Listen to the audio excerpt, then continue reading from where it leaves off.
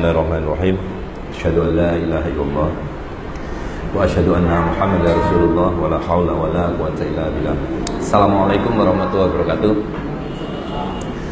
Pertama saya mengucapkan terima kasih atas undangan yang diberikan untuk menyampaikan satu tema yang mungkin jarang didengar gitu. Jadi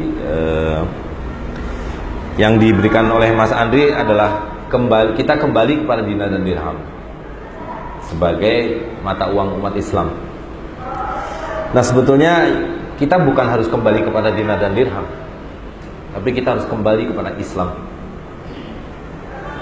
Jadi kira-kira 100 tahun terakhir Islam telah hilang dari permukaan bumi ini.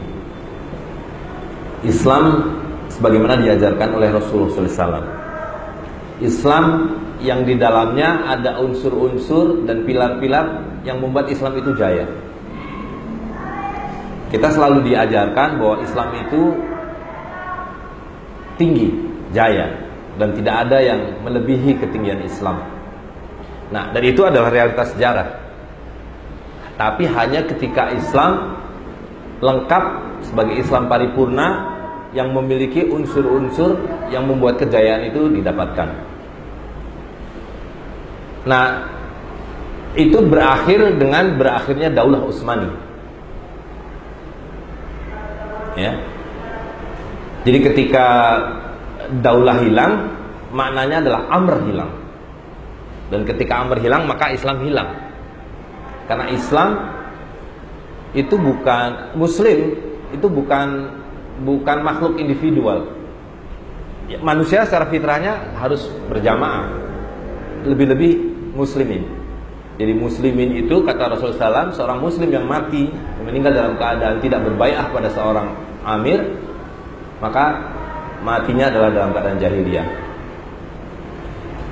Nah, bai'ah ini hilang dengan hilangnya daulah gitu. Dan yang menggantikannya adalah Islam yang baru. Islam yang baru yang sulit untuk dibedakan dengan selain Islam, kecuali dalam beberapa hal gitu. Ibadah yang lain juga ibadah, cuma kita ibadahnya ke masjid, mereka ada yang ibadahnya ke sinagog, ada yang ke gereja, ada yang ke kuil, ya kan. Mereka menuntut ilmu, kita juga menuntut ilmu sama. Jadi dengan kata lain, cara hidup kita dengan cara hidup yang di luar muslim itu sama, tidak bisa dibedakan. Jadi kalau mau ditegakkan, pertanyaannya apa bedanya Islam dengan yang bukan Islam? Hari ini kita tidak bisa jawab. Kecuali ya dulu kopiah kita bisa berbeda, tapi sekarang mereka juga pakai kopiah kita kok. Ya kan? Rumah sakit kita sama dengan rumah sakit mereka. Cuma bedanya mungkin kalau kita menyuntik dengan baca basmalah, mereka menyuntiknya mungkin dengan haleluya.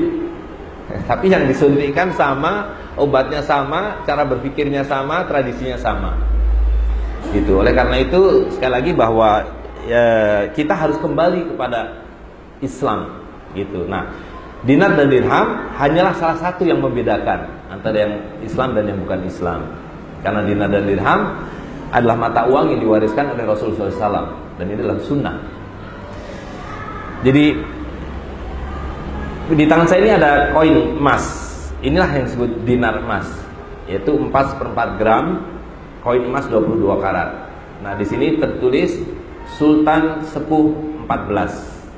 Jadi koin emas ini adalah uang yang diterbitkan oleh Sultan Sepuh 14 di Cirebon. Yang ini adalah koin perak, yaitu dirham.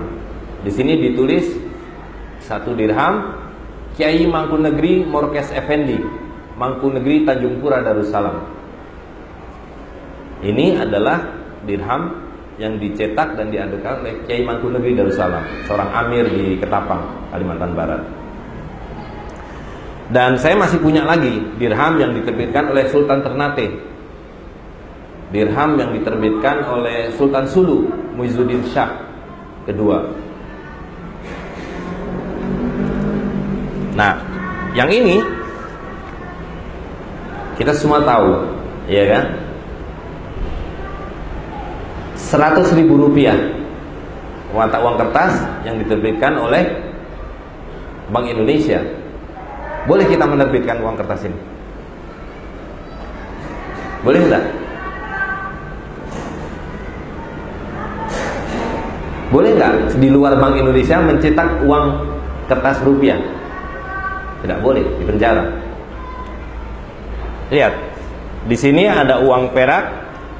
Ada dari Sultan di Cirebon, Sultan di Ternate, Sultan di Sulu, Sultan di Bintan, Sultan di Tanjung Pura. Jadi Allah SWT mengharamkan, melarang memakan harta secara batil, kecuali dengan cara antara diminkum, illa antakuna tijarotan antara diminkum. Jadi haram hukumnya memakan harta sesama manusia secara batil, kecuali dengan redo sama redo, antara diminkum. Nah, jadi kalau kita membeli beras, maka Allah SWT melarang kita memaksa bahwa Anda hanya boleh membeli beras ini dengan rupiah. Ya, jadi harus ada kebebasan memilih alat tukar. Nah, Rasulullah SAW menyebutkan ada 6 alat tukar: emas, perak, gandum, kurma, juawud, garam. Nah, itu kemudian yang dikenal sebagai benda-benda ribawi. Gitu. Tapi intinya adalah bahwa alat tukar itu, jual beli itu harus redo sama redo. Nah, itu yang pertama. Nah, yang kedua, jual beli juga harus equal to equal, mithlan bi mithlin, setara dan setara, gitu. Disitulah keadilan jual beli kita dapatkan. Dan karena itu dalam buku-buku fikih jual beli kita dapatkan definisi jual beli adalah tamliku ain mal yatin, mendapatkan ain adalah aset, merchandise, mal yatin dengan mal, dengan harta yang lain. Jadi jual beli itu adalah harta ditukar dengan harta. Atau keterusannya harta ditukar dengan manfaatin. Kita menyebutkan hari ini jasa, potong rambut, setrika, cuci. Nah, itu jual beli.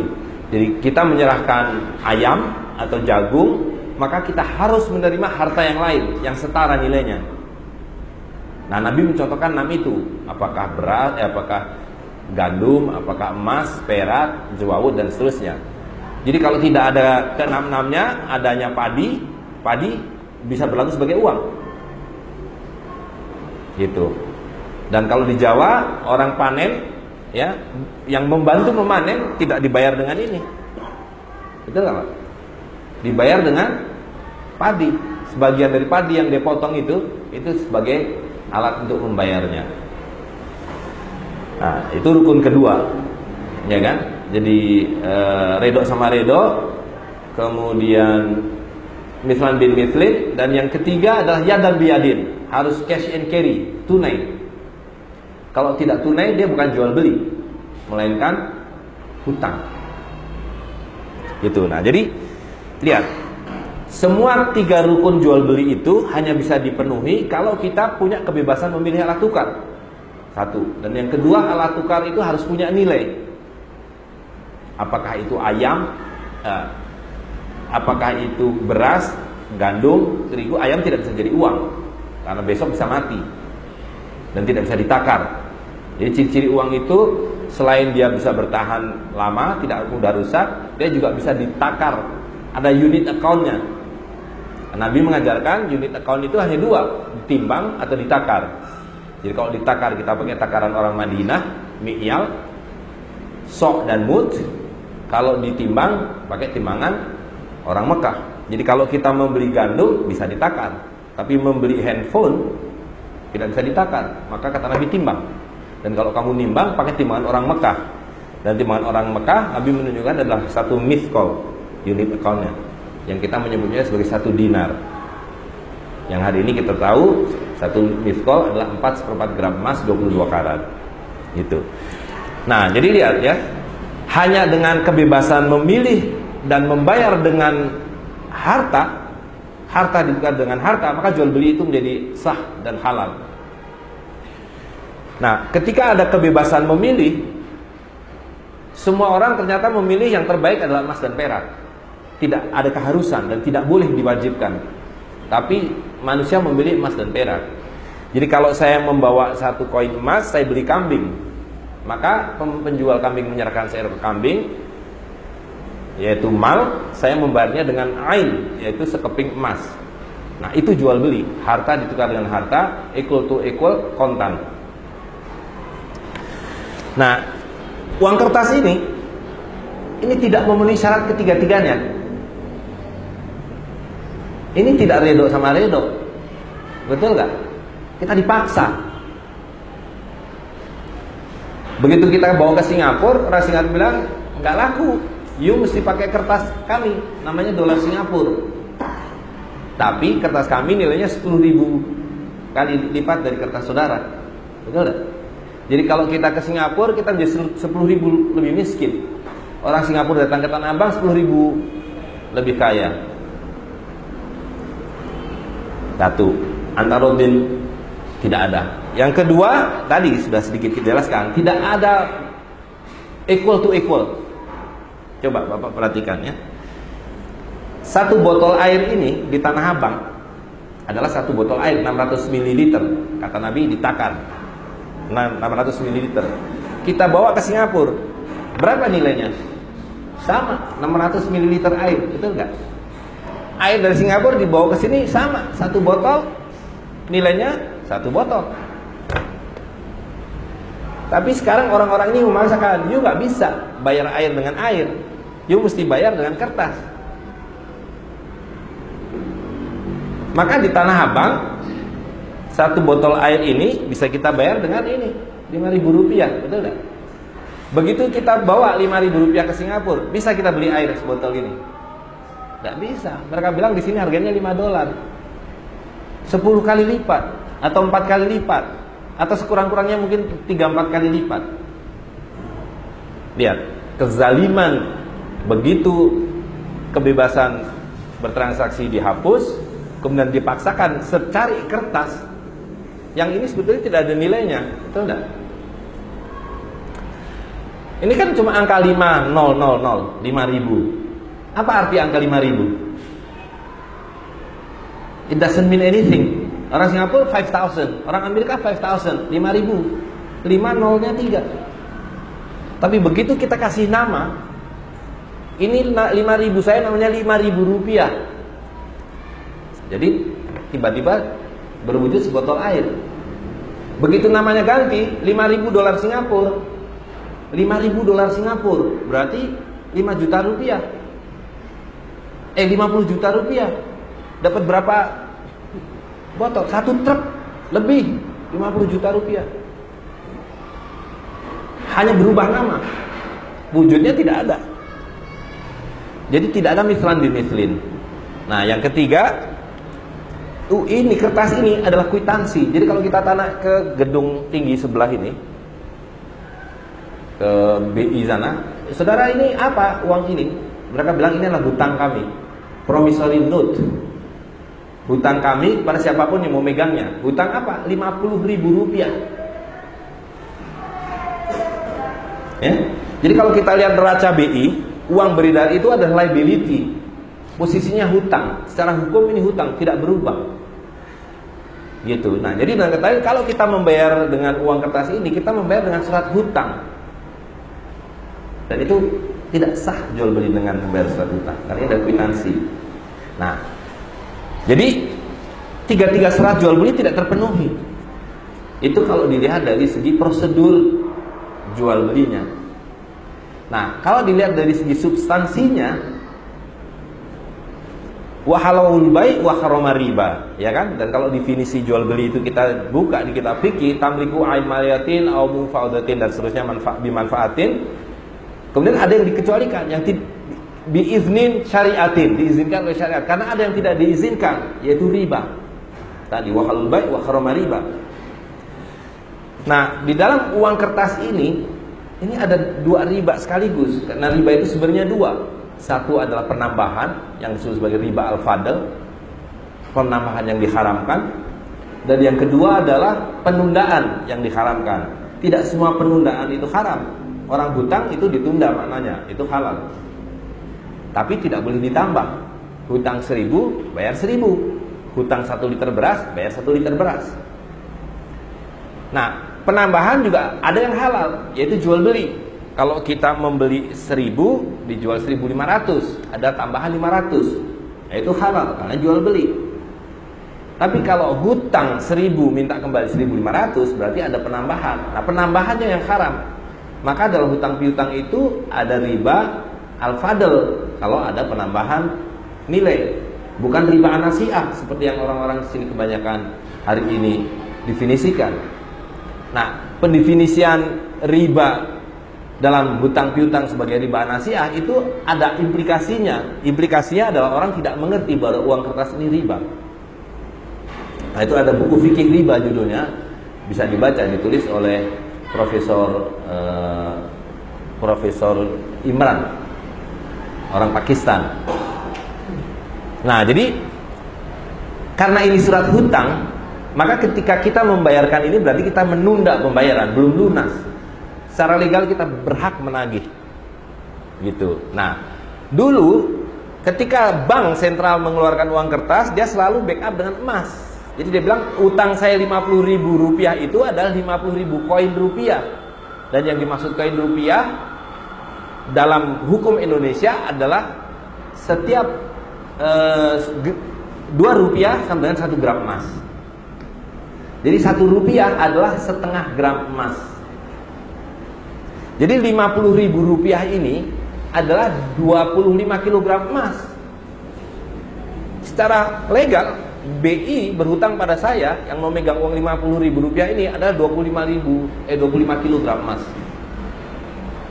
Itu undang-undang tahun 46. Dan sejauh yang saya tahu undang-undang itu belum pernah dicabut. Tapi kalau hari ini kita datang ke Pak Agus Martowadoyo bilang, tolong kembalikan hutang saudara pada saya 50.000 rupiah, yang berarti adalah 25 kilogram emas, dan saya kembalikan kwitansi saudara. Apa jawabannya kira-kira? Jawabannya ya, hutang kami ya angka 50.000 itu yang diberi nama rupiah itu. Dengan kata lain, setiap kali penerbitan rupiah tidak pernah dimaksudkan untuk dipenuhi janjinya, bahwa ini adalah hutang berupa ain. Ya, dalam bahasa fikihnya ini yang kemudian disebut sebagai dain atau kwitansi. Gitu. Nah, dain ini halal antara hubungan kita dengan BI yang mengeluarkannya. Tapi haram hukumnya untuk dipakai buat jual beli. Kalau mau pakai buat jual beli, harus saya kembalikan dulu dainnya, ambil dulu ainnya, 25 kg emas tadi. Baru ini saya pakai buat bayar kambing, buat bayar beras, buat bayar sekolah, buat bayar rumah sakit dan seterusnya. Nah, itu makna jual beli adalah tamliku ain maliyatin. Ya, bisa diikuti Pak ya. Jadi lihat, uang kertas tidak memenuhi 3 rukun jual beli. Uang kertas mengandung 2 riba sekaligus. Nah, akibatnya apa? Akibatnya pengkhianatan terhadap harta ini adalah zaman sebelum Pak Harto jatuh, uang 100.000 ini belum ada. Belum ada, betul nggak Pak? Ya. Nah, tapi kalau ada pada waktu itu dipakai buat beli telur, dapat 50 kg telur. Hari ini telurnya sama, 1 kilo telur itu isinya 16 butir, nggak pernah berubah. Uang 100.000 rupiah ini juga tidak pernah berubah, betul nggak? Paling ganti-ganti gambarnya. Nah, sekarang uangnya sama, telurnya sama. Dulu dapat 50 kilo, ini kalau dibawa ke pasar Tanah Abang dapat berapa kilo hari ini? 4,5 kilo. Yang 45,5 kilo kemana? Oh, duitnya sama, telurnya sama. Nah, itulah mereka rampok. Yang haku riba wa yurbi shadaqatan. Aku hancurkan riba, kata Allah SWT, dan aku suburkan sedekah. Hari ini kita membalik. Kita hancurkan sedekah karena kita menyubur-nyuburkan riba. Gitu. Ya kan? Dan apa implikasinya? Coba diklik saja dulu. Terus saya ingin tunjukkan sekarang, mungkin supaya agak detail, boleh saya sambil berdiri aja ya. Boleh. Terus. Dari mana datangnya uang kertas itu kalau begitu? Terus sampai gambar yang itu. Terus aja, Bang. Nah, ini yang definisi riba tadi, ya kan? Jadi riba itu ada sumbernya penundaan yang disebut riba nasiah dan penambahan yang disebut riba al-fadl. Jadi kita harus melihat transaksi per transaksi. Ada yang dua-duanya boleh ditunda, boleh ditambahkan, yaitu pada sewa menyewa. Kita menyewakan ruko, ya kan, dikembalikan setahun kemudian ditambah dengan uang sewanya. Nah, tapi tidak semua benda boleh disewakan. Yaitu barang-barang yang rusak dipakai tidak boleh disewakan. Makanan nggak bisa disewakan. Uang juga tidak boleh disewakan. Nah, hari ini kita semua, saya yakin nih, kita semua termasuk saya, terlibat dengan sewa menyewa uang setiap hari. Sepanjang begitu kita buka rekening di bank, berarti kita terlibat dengan sewa menyewa uang. Bank menyewa sama kita 5% setahun, sama bank disewakan ke orang lain yang mau beli motor, mau beli rumah, mau buat modal, mau beli mobil, dengan uang sewa 12%. Dia ambil untung 7%. Nah, ini dua-duanya boleh, tapi uang tidak boleh disewakan. Dan ini harian kita sekarang terlibat. Yang kedua adalah yang boleh ditunda, tidak boleh ditambah tadi itu. Utang seliter beras, kembali seliter beras, walaupun ditunda seminggu, sebulan, setahun, 2 tahun. Yang di sini sebaliknya, boleh ditambah, tidak boleh ditunda, jual beli. Gitu. Nah, jadi kalau jual kerudung tunai 50.000, kemudian diubah menjadi dicicil 5 kali, tidak boleh menjadi 5 kali 15.000. Karena hukumnya sudah berubah menjadi hukum hutang. Walaupun dicicil 5 kali, tetap totalnya harus 50.000. Nah, ini juga sekarang kan setiap hari kita menghadapi cicil 5 tahun, beda dengan cicil 10 tahun, beda dengan tunai. Itu. Nah, yang terakhir adalah yang kedua-duanya tidak boleh ditunda, tidak on the spot, dan tidak boleh ditambah. Itu yang disebut sorof, tukar menukar. Yang kata Nabi, emas dengan emas, perak dan perak, gandum dan gandum. Jadi barang-barang yang satu genus, dan terutama yang berfungsi sebagai uang. Kalau kambing besar mau ditukar dengan 2 kambing kecil boleh, karena kambing bukan uang. Itu, ini juga banyak sekali yang kurang dipahami. Terus, kan? Nah, dari pengertian inilah tadi, dan juga 3 rukun jual beli yang saya sampaikan. Uang kertas itu tidak memenuhi syarat semuanya. Dari segi prosedur dia melanggar rukun jual beli, dari segi substansi dia mengandung 2 riba sekaligus. Terus, Mas, terus aja, terus.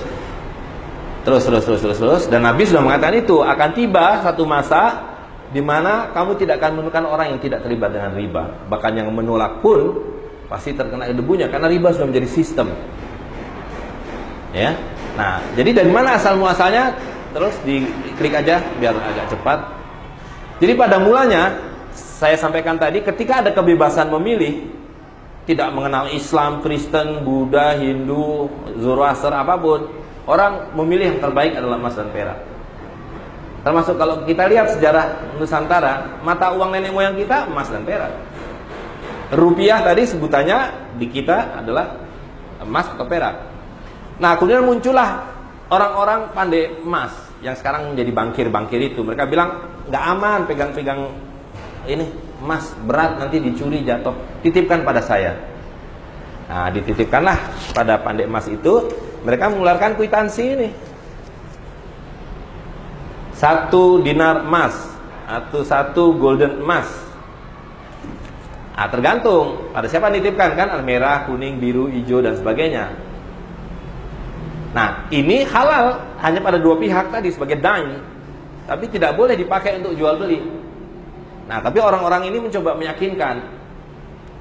Sebelum itu mereka bilang dulu ke raja-raja, ini terlalu repot, terlalu banyak kwitansi. Udah, berikan saya sendiri hak untuk mengeluarkan kwitansi. Nah, tadi ini awal monopoli yang memunculkan apa yang disebut sebagai bank sentral. Jadi bank sentral ini swasta, tidak ada bank sentral punya negara, termasuk Bank Indonesia itu. Itu nggak ada hubungannya dengan pemerintah Republik Indonesia. Asal muasalnya dia adalah The Javers Bank, sebuah bank Yahudi milik Belanda. Nah, sesudah mereka monopoli, apa imbalannya buat saya? Kata raja-raja itu kan, kata pemerintah, situ mau butuh duit berapa saja saya pinjami, tentu dengan bunga, ya kan? Akhirnya oke, diberikanlah hak monopoli mengeluarkan uang kertas tadi, risit. Siapa yang mengeluarkan uang selain pihak yang diberi monopoli dianggap melawan hukum, di penjara. Gitu. Nah, imbalannya adalah dia memberikan hutang. Buat apa? Ya, situ kan butuh perang, butuh bikin jalan, butuh bikin renovasi jembatan, buat pembangunan dalam bahasa sekarang. Caranya gimana? Kirim anak-anak terbaik kalian ke Harvard, ke Berkeley, ke Chicago. Diajarilah cara membuat APBN, cara membuat ekonomi makro, ekonomi mikro, dan seterusnya. Ada satu pertanyaan, dari mana saya bisa membayar hutang kami? Kalian sudah ajarkan saya untuk berhutang, kalian ajarkan saya untuk menghabis-habiskannya, dari mana saya bayarnya? Kata para bankir, you punya 250 juta rakyat, pajaki rakyat kalian. Jadi pajak itu bukan untuk pembangunan. Pajak diperlukan untuk membayar hutang dan membayar orang-orang yang mengelola hutang itu. Kalau mau bangun, bikin jembatan, cari utang dari Cina. Mau bikin pelabuhan, cari utangan lagi dari Cina. Mau bikin pabrik, cari utangan lagi, Jepang, Amerika, dan seterusnya. Jadi yang disebut pembangunan itu dibiayai dari hutang. Jadi pajak didahului oleh hutang. Gitu. Nah, jadi itulah yang disebut sebagai sistem hari ini. Dan logikanya, kalau mereka butuh duit, nyetak saja. Kenapa tidak mau nyetak? Kenapa pemerintah hutang? Karena pemerintah tidak mengendalikan. Yang mengendalikan adalah para bankir. Jadi yang berkuasa di zaman kita hari ini bukan pemerintahan. Yang berkuasa pada hari ini adalah para bankir. Pemerintah hanya menjadi centeng untuk mengendalikan kita, memastikan bahwa kita taat dalam ikut menanggung cicilan hutang berbunga ini. Gitu. Nah, itu satu aspek makronya. Saya ingin sedikit lebih lihat dari dimensi yang lain. Ketika posisi uang sudah berubah, harta dari yang tadinya harta real, emas dan perak, jagung, kedelai dan sebagainya, kemudian diganti dengan kertas. Ya kan? Dulu petani kita makmur. Kalau dia panen padi, sebagian dimakan, sebagian dijual, sebagian taruh di lumbung. Nah, terus dibilang, kalian nggak usah mikir-mikir nyimpen padi, jual semua padinya biar Bulog yang nyimpen. Kalian saya kasih kertas. Nah, begitu petani menyerahkan padinya dan menerima kertas, hari itu dia menjadi miskin. Betul nggak? Karena ketika besok dia mau beli padi yang sama, dapat nggak jumlah yang sama? Tidak dapat. Tadi 50 kg telur, tinggal 2 kg telur. Gitu. Nah, jadi lihat, kalau kita lihat salah satu bank sentral, ini the Fed milik Amerika, ini tahun 22 mata uang, $10 in gold coin, payable to the bearer on demand. Maknanya tadi bahwa ini hanyalah kwitansi yang kalau ditagih oleh pemiliknya, koin itu harus diserahkan. Amerika kemudian mengalami krisis besar, ya kan? Great Malaysia tahun 30, lalu bankir tentu nggak bisa berbuat apa-apa. Dia bilang ke pemerintah, you mesti wajibkan rakyat Amerika serahkan seluruh emasnya ke bankir. Yang disebut sebagai New Deal tahun 33. Roosevelt keluarkan satu undang-undang, barang siapa yang tidak menyerahkan uang emasnya ke bank sentral masuk penjara. Memang tidak cuma-cuma dibayar. Setiap 1 troy ounce emas dibayar $35. Begitu semua emas sudah ditarik, dia keluarkan uang baru tahun 34. Will pay to the bearer on demand $20. Apa bedanya dengan ini? Tidak ada lagi in gold coin. Mereka cuma bilang, tapi jangan khawatir, saya masih pegang emas. Tapi emasnya emas batangan, emas dari kalian yang tadinya berupa uang itu sudah kami lebur. jadi batangan, dan kami simpan di berangkas-berangkas kami. Kalau kalian pengen punya emas, boleh, tapi dengan cara membeli. Bukan lagi milik kalian, tapi kalian membeli emas milik kami. Dan harganya bukan lagi $20 per troy ounce, tapi $35 per troy ounce. Tadi saya salah. Ya. Nah, seperti hari ini kalau kita mau punya emas, emas itu sudah bukan milik kita. Kita harus banting tulang, bekerja, baru bisa membeli emas, tapi bukan lagi Rp2 per gram. Seperti yang dijanjikan oleh pemerintah Republik Indonesia. Hari ini 1 gram emas harganya berapa? Rp580.000. Jadi 70 tahun kita disebut merdeka hanya membuat kita 290.000 kali lebih miskin. Karena dulu kalau Bapak punya Rp100.000 ini bisa mendapatkan 50 kg emas. Hari ini hanya mendapat 1/5 gram pun tidak dapat. Betul nggak Pak? Itu sebabnya kalau ditanya rakyat, hidup makin susah apa makin senang? Harga-harga makin murah apa makin mahal? Tapi ayam dari Bapak lahir sampai hari ini, ada yang berubah nggak Pak?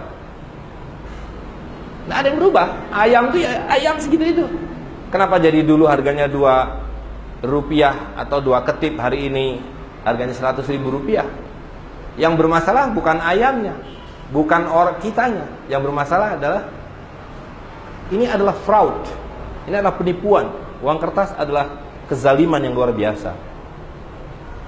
Dan itu karena riba. Ada 2 riba sekaligus. Jadi kalau saya pegang 1 dirham perak, ini 3 gram perak. Kalau saya butuh 2 dirham, saya perlu 6 gram perak. Betul nggak Pak?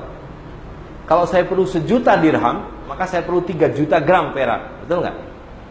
Ini Rp100.000. Saya butuh 1 juta dolar.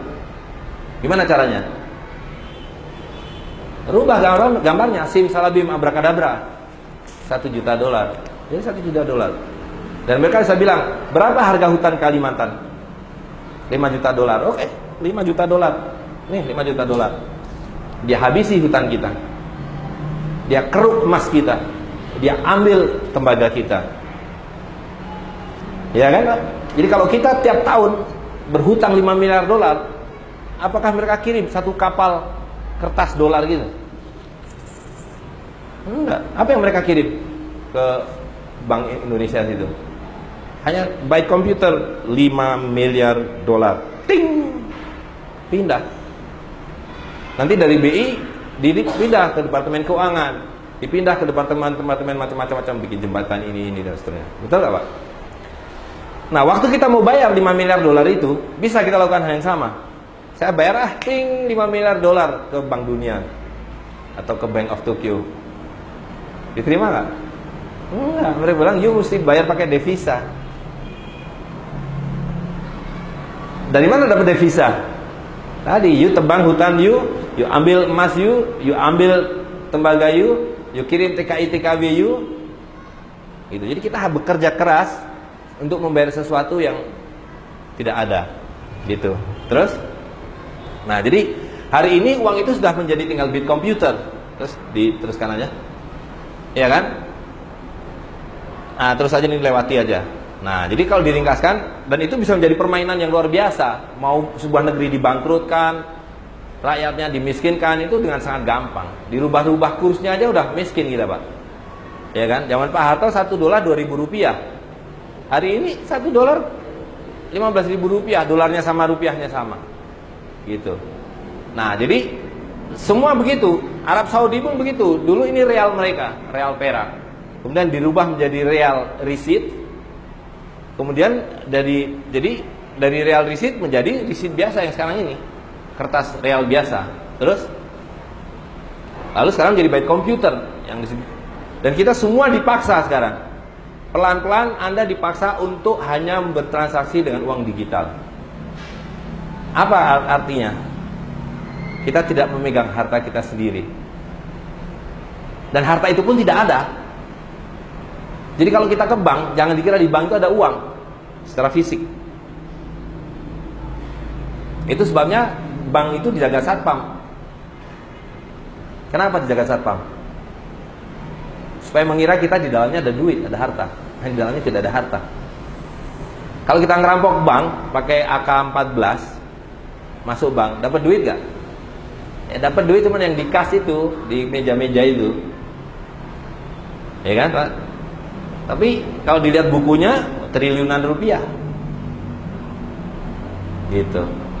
Dan bank paling takut kalau ada orang mengambil uang bareng-bareng.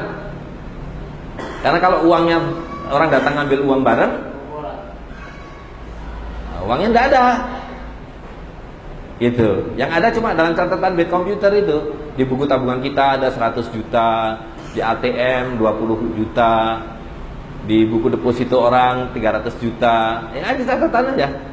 Itu sebabnya mereka paksa kita supaya bayarnya pun pakai catatan itu, supaya dia tidak pusing-pusing harus mikirin uang tunai untuk mengembalikan uang orang, gitu.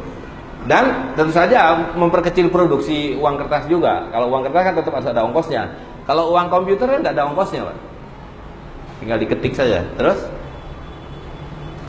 Nah, jadi lihat kalau diringkaskan apa yang terjadi sepanjang 300 tahun terakhir, nggak sampai 300 tahun lah. Tapi kalau kita lihat dari awal munculnya banking system itu 300 tahun. Jadi ketika manusia tunduk patuh kepada Allah SWT, menjamin kebebasan memilih, menjamin kesetaraan jual beli, dan menjamin pembayaran itu dilakukan dengan tunai, semua orang memilih emas dan perak. Kebanyakan, walaupun ada jagung, ada macam-macam alat tukar. Muncullah para bankir 100 tahun yang lalu, dilebur menjadi batangan dan tidak lagi milik rakyat, melainkan disimpan dalam berangkas-berangkas mereka, dan kepada kita diberikan kertas. Mereka bilang, pegang lu kertas ini sama dengan emas. Buktinya, you bisa jual beli pakai kertas, you bisa utang piutang pakai kertas, you bisa nabung pakai kertas. Yang tidak pernah dia katakan adalah dulu dapat 50 kilo telur, hari ini dapat 2 kilogram telur. Gitu. Ya. Nah, jadi apapun ini kan, India, Belanda, Jepang, Republik Indonesia, baru Bank Indonesia. Jadi ini ada satu fase lagi. Jadi kita itu dulu pernah punya uang Republik Indonesia. Umurnya cuma setahun, 3 tahun, 49 sampai 52. 52 diganti karena kita ditolak. Kita menyatakan merdeka, mereka bilang nggak bisa you merdeka begitu aja.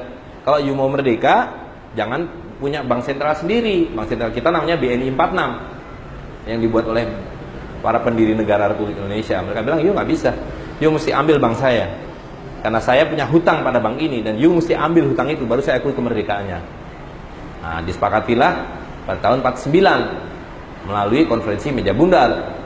Jadi Indonesia merdeka itu hanya 3 tahun, Pak. 4 tahun lah, ya kan? Maka The Jeffers Bank berubah menjadi Bank Indonesia, uang Republik Indonesia dibubarkan, diganti dengan uang Bank Indonesia. Nah, itulah sejarah sekilas mengenai dari mana datangnya uang kertas, dan bahwa ini sekarang berlaku karena diberlakukan sebagai sebuah sistem, gitu. Nah, itu yang makna Nabi mengatakan bahwa kamu tidak akan menemukan orang yang tidak terlibat dengan riba. Tidak berarti bahwa riba itu menjadi halal. Itu hanya memberi makna bahwa kita harus keluar dari sistem ini, bahwa kita harus kembali kepada Islam yang saya sebutkan di awal tadi. Nah, salah satunya adalah kembali kepada dinar dan dirham. Nah, kalaupun kita nggak pakai mikir jauh-jauh begitu, ya supaya ini kan belum tentu besok bisa buat beli beras lagi, Pak. Berbeda dengan emas dan perak ini. Kapanpun di zaman Rasul SAW, 1 kambing 1 dinar emas. Hari ini 1 dinar emas dapat seekor kambing. 1 dirham perak dapat seekor ayam. Hari ini 1 dirham perak dapat seekor ayam. Ini sekaligus membuktikan sekali lagi bahwa uang kertas adalah penipuan. Inflasi adalah penipuan. Inflasi itu tidak ada. Dari zaman Nabi Adam, kambing itu ya begitu. Sampai kiamat ya begitu. Nilainya ya segitu. Jadi ketika kita mengukur dengan ukuran yang ditetapkan oleh Allah SWT dan diajarkan oleh Nabi secara teknis, maka tidak ada yang berubah. La tabdila illa khalqillah. Tidak ada yang berubah dalam takdir Allah SWT. Gitu. Nah, jadi kalau dilihat dari perspektif yang paling mendasar, penciptaan uang kertas adalah perbuatan musyrik. Perbuatan menyekutukan Tuhan. Karena Allah SWT lah yang paling berkuasa dalam menentukan berapa harga ayam, berapa harga kambing.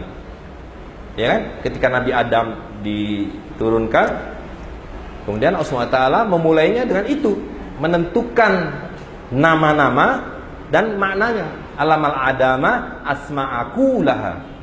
Ini pohon, ini ayam, ini kertas, gitu.